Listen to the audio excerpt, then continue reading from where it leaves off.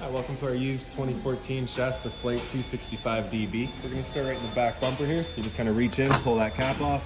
Inside of that bumper, you're going to find your sewer hose. And just take note of those two ears right there. So I'll be hooking it up to your sewer system. And then the hose itself, once fully extended, is about 20 feet long. We're just storing it in the bumper here just to help keep any sort of stench out of the trailer, keep things a little bit cleaner. And then that cap just pushes back into place. In this corner, as well as each corner of the trailer, you're going to find these stabilizer jacks here. So what they're going to do is they're just going to run down, contact the ground, give them another turn or so, and they'll just get rid of any sort of bounce or sway that you see you got in the unit right now. Up from there, you're going to find your shore cord. So you just got that little port there with a little slider down here. You're just going to slide that up, stick your finger in there, pop it on open. This cord will come on out of there, and you'll find a standard 30 amp end there. Most campsites are going to have that. You can just plug straight on in, and you're good to go. We do also provide you with a 15 amp adapter, so if you're looking to plug in at home to charge your batteries or run your fridge, you got the power to do so. Right back here is just an empty storage compartment. It is accessible from right underneath that rear bunk if you wanted to open that up. Above that, you're going to find a cable inlet on the left and a satellite inlet on the right. So just a coax cable to plug into their respective ports, power up at your TV location. Down from there is your sewer system. So you just get your cap here. You're just going to kind of press it in, give it that turn, pull it on off of there, and you can see it's got the exact same ears that your sewer hose had. So you'd be attaching it the same way. Just press it in, give it the turn, clicks in, and there you have it. So on the left, you got a gray valve. On the right, you got a black valve. So that gray valve is controlling your gray tank, which is filled from your sinks as well as your shower. Typically going to be your cleanest water back here, so we'll be dumping that last. The black valve is going to be filled from your toilet, so of course it's going to be your dirtiest water. We'll be dumping that first. And then do the gray afterwards just to help flush it out, keep things as clean as possible. And making our way towards the front here, we're going to find this little black port here. So that's a city water connection. You pop that cap off of there, stick your water hose onto there, turn on the water, and that'll just pressurize the lines throughout the unit. Another step forward, we've got your storage compartment here. So it does see straight through to the other side, and you also can access it from underneath your bed inside of the unit. There we go. All right. So you're on front of the unit, you just get the little service light up here so you can see what you're doing. This black box here is housing your battery, so as long as you're plugged into that shore cord in the back or your 7-pin into your tow vehicle, that battery is charging for you. You've got the little knobs up here, you're just gonna push them back, you can open it up, and you get access to your propane valves. With the jacket bike rack that the customers opted to go with here, you can't quite lift this off easily. So you're kind of just gonna be reaching in. If you can just see that change over there, it does have a little arrow on it currently pointing towards your side over there, and you can see it's also green right now, so it's just letting us know that this tank over here is putting propane to the system and we're good to go. If it were to go red, it's just letting you know that that tank's now gone empty, so at that point you'd be closing it off, disconnecting it, pulling it off of there, turning this changeover over to the other side, opening up this tank and running off of this one while you get the other one filled. Around front, we're going to find a power tongue jack here. So the light switch on the left there just turns on the light, and then up is up and down is down. For the bike rack itself, you can see we pretty well got it all set up. You get a couple of hangers that I've just placed inside of the unit for now. Once you get those will just be going into each respective hole. You can adjust them as needed, just so that you can hang your bikes. As simple as that. So around the other side here, you got the other end of your storage compartment. Inside of here, we're going to find your water hose as well as that park adapter I was telling you about. So your 30 amp cord into there, 15 to a standard outlet. In here, we will also find a manual override for our front tongue jack, as well as the little jack for running all of our stabilizers. All right. Close that back up. We'll make our way towards the back here. So you can see we got a GFI protected outlet there. So the reset's just inside the unit. Right back here, we've got your freshwater connection, so that cap just kind of unscrews. You can pull it off of there, take your water hose and stick it into there, turn it up, turn it on the water, and that fills up your freshwater tank. The drain for that tank is kind of right between your axles a little bit. Just in the back there is a little white valve. You can see that's currently opened up. Water tank's empty. Up from there, you've got your hot water tank, so you just get this keyway there. You're gonna line that up and then you can pop it on open. All of your controls for turning this guy on are just inside of the unit. Before we ever turn it on though, we just wanna hit this relief valve right there. Make sure a shot of water comes out. If you're seeing that little bit of water, it's just letting you know your tank is full. You're safe to fire it up. You're not gonna burn anything out by doing so. If you're not getting any water out, you just wanna make sure your water's all turned on. You got your bypasses turned on. Make sure that this guy's full before you fire it up. Locking it back down with the keyway there and taking another step back. We just got the service port for your fridge here. Nothing back there really for you to worry about. It's just for service. Down below that, we got the exhaust for your furnace. So you just want to make sure nothing's blocking that off. It does get hot. Up from there, we've got your your stove vent. So of course, propane stove is putting off fumes whenever you're using it. So you just got the little ears on either side there. You can open up that flap so that our fan inside can evacuate those fumes. Once you're done, you're just gonna make sure that the flap is closed, bring those ears back over, and just prevent any dust from getting picked up in there while you're out traveling. Outside here, we're also gonna find our 2 exterior speakers. Going towards the back of the unit, I believe we are pretty well just blank. Yep, all right, so we'll make our way inside now. The door just opens on up, and then you're gonna see that little groove down there with this little T-handle over here. It just holds the door open for you if you wanted to be holding it open, of course. For your step, you're just gonna grab this step here, pull it on out, flip that step over, then we can make our way inside. So first things first is we got your fire extinguisher right there. You're gonna pull that yellow pin to get rid of the clip, and then it's just standard point and shoot. Straight down from there is all the accessories for that bike rack up front. So those are all your straps, all your hangers, things like that. And I've also just left the owner's manual right there for you.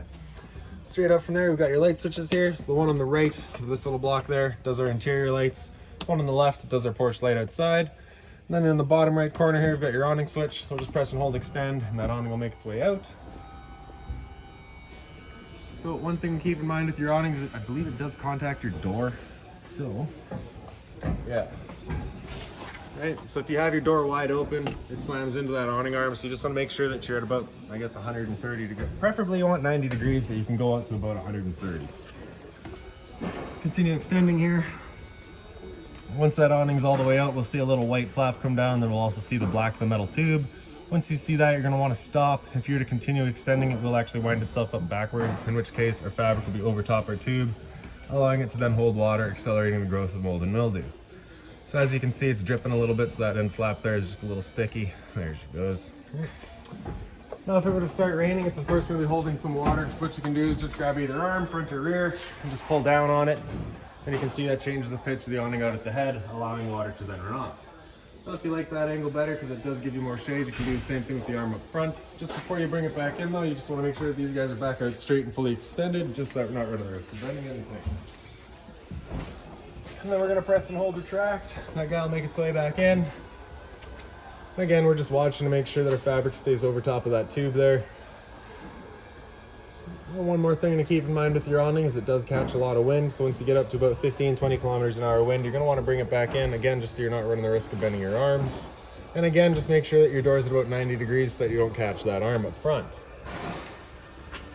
Once that awning is fully closed, it'll just kind of lock up firm with the side of the trailer, and the electric motors will lock in place to hold it in place. And there you have it. So get your slide out switch right beside that, press and hold the bottom of that guy there, and your slide will make its way out. Once that slide's fully extended, we're going to hear some clicks from the motors letting us know that they've reached their stall.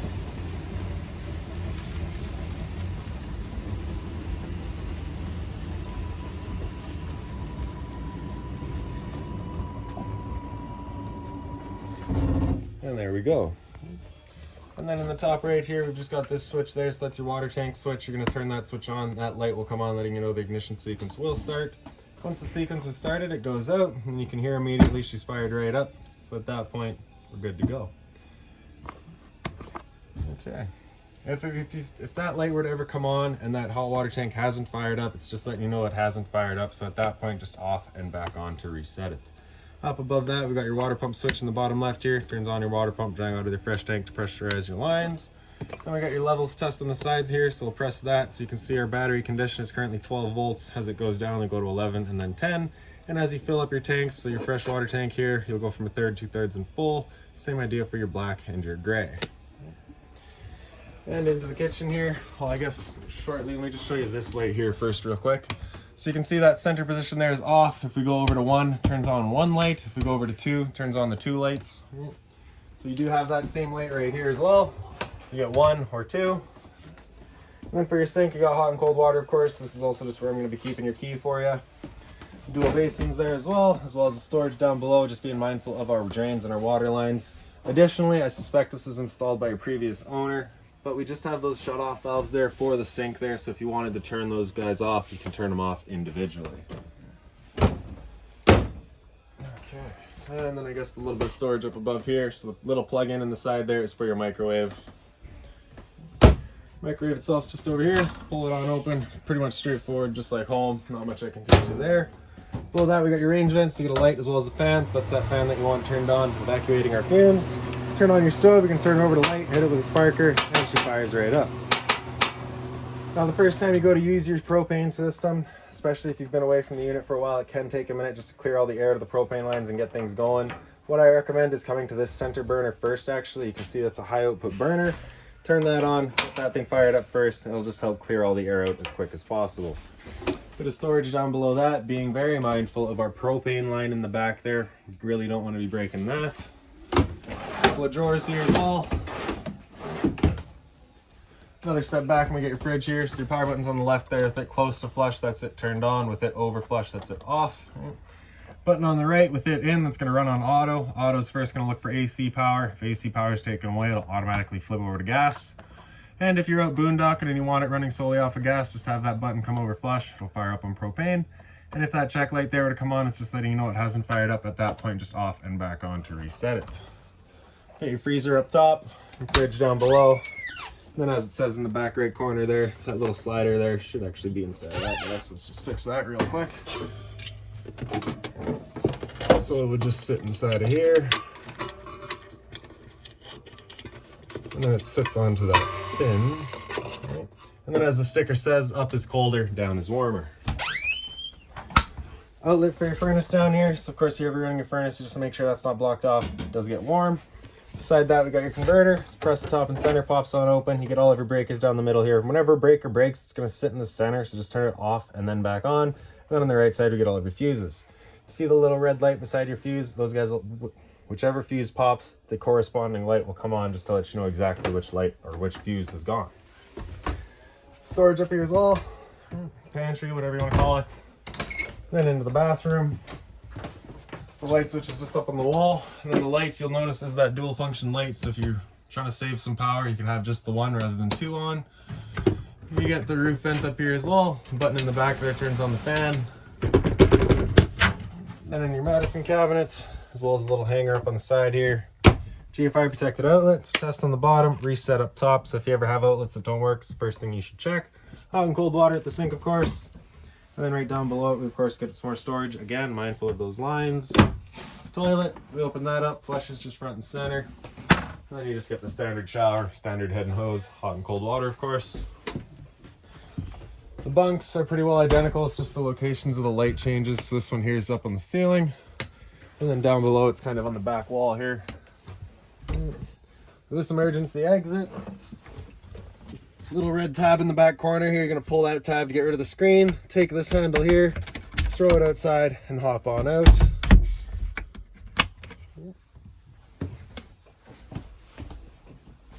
Then into your dinette. So again, just got that dual function pancake light. Your cushions here. So the table is just going to kind of wiggle up and pop out of place, and you can get your two legs out of there. Just lay them off to the side, and then you'll notice this little kind of perch right there. Same thing over there. Your table will sit down on that. You take your back cushions to fill in the table, create a bed. Some storage up top here. Same sort of light. And then this couch right here, just pick up the foot, does fold down, creates another bed. And then down below that gets a little bit of storage, a little bit on either side there. And then right behind me is going to be your entertainment area. So we get a bit more storage down below there with stereos. This is just your kind of aftermarket car style stereo. Top left there's the power button, turn it on. And FM, of course. Just going to be our stereo. Hit band and you can cycle through all your different bands. You get your FM, AM, and back to FM again. Seek right here. Pause and play. We press the knob, you can get through all of your settings. Back and cycle through it all. Pretty straightforward, just kind of your 90s car stereo basically. Press and hold source, turn it off. Over here we got a power outlet. In the center here we've got your antenna outlet with the little, I guess, power switch or selection switch. So air is going to run your antenna, which gives power to that. Also helps clear up your stereo signal. Then over to the right there on cable, that would be running your cable from the inlet at the back, which would be coming out through here. Center there turns it off. So this is going to be obviously your TV mounting area. I cannot find the other half of this mounting bracket, so if you're looking to mount a TV, you will need to get a mount. Then your thermostat here, so that's center right, that's it turned off. On the right, that's it turned on. Temp selection's right up top there. When you're looking to run it on heat, you're going to put that fan on auto high. Just ensures that the fan's going to run properly. That furnace will fire up automatically, and like I showed you, you just get the one outlet right there. There is no ducting throughout the unit. So you can actually hear once that thing's fired up, and there we go. So back to center right turns it off. Center left is going to be your fan, so at this point you'd be selecting your low or high fan just based on whatever you want. All the way over to the left is going to be cool, so at this point it'll actually kick in the compressor, and at that point you'll also want to leave your fan on high just to make sure that it's an on-demand system rather than just leaving the fan on.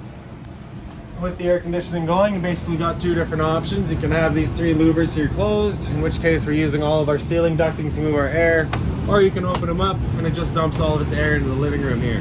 So when you first get out to your site, you want them all open, cool off this area as quickly as possible, and then you can close them off and start moving the air throughout.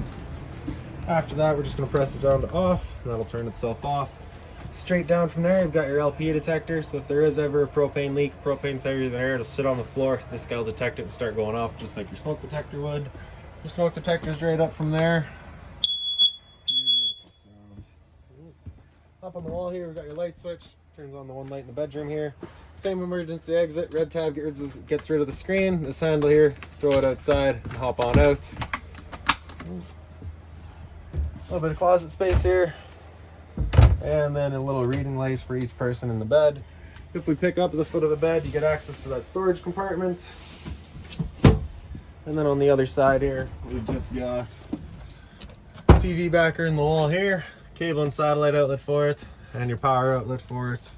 A couple of hangers left by the previous owner, and then just the other end of your closet there. And then just to show you, that light does work as well. I do believe that is about it for this unit. If you've got any other questions on it, please feel free to give us a call, 204-237-7272.